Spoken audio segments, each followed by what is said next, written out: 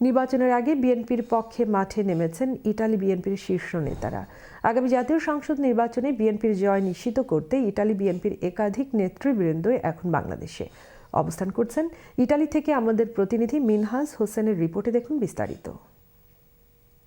আগামী জাতীয় সংসদ নির্বাচনকে সামনে রেখে বিএনপির সাংগঠনিক কার্যক্রম জোরদার ও দলীয় বিজয় নিশ্চিত করতে দেশে ফিরছেন ইতালি বিএনপির একাধিক শীর্ষ নেতা।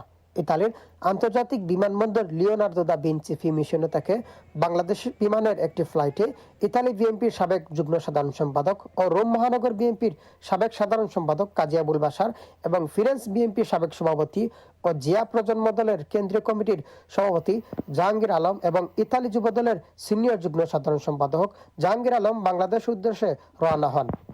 দেশ যাত্রার আগে সাংবাদিকদের সঙ্গে আলাপকালে তারা বলেন, দেশের গণতন্ত্র পুনরুদ্ধার এবং জনগণের ভোটাধিকার প্রতিষ্ঠার লক্ষ্যে আসন্ন জাতীয় সংসদ নির্বাচনে বিএনপির জয় নিশ্চিত করতেই তাদের দেশে ফেরা।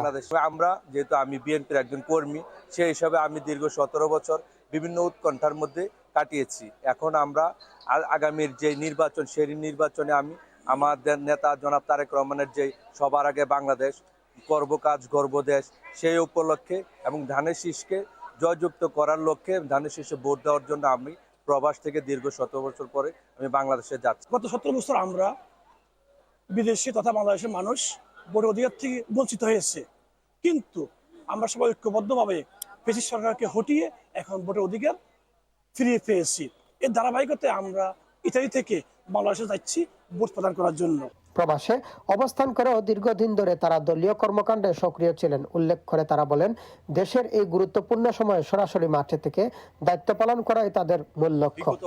স্বৈরাচার শাসক আমলে দেশের মানুষ ভোটের অধিকার থেকে হরণ হয়েছিল, সেই প্রেক্ষাপট ধরে আজকে অনেক বছর 17 বছর পর আমাদের প্রবাস হতে সারা বাংলাদেশের মানুষের ভোটের অধিকার ফিরে পেয়েছে।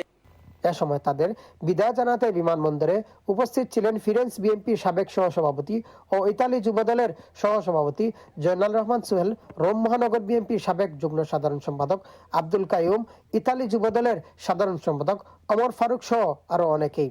ইতালি থেকে Minhaj Hossain, channel S news.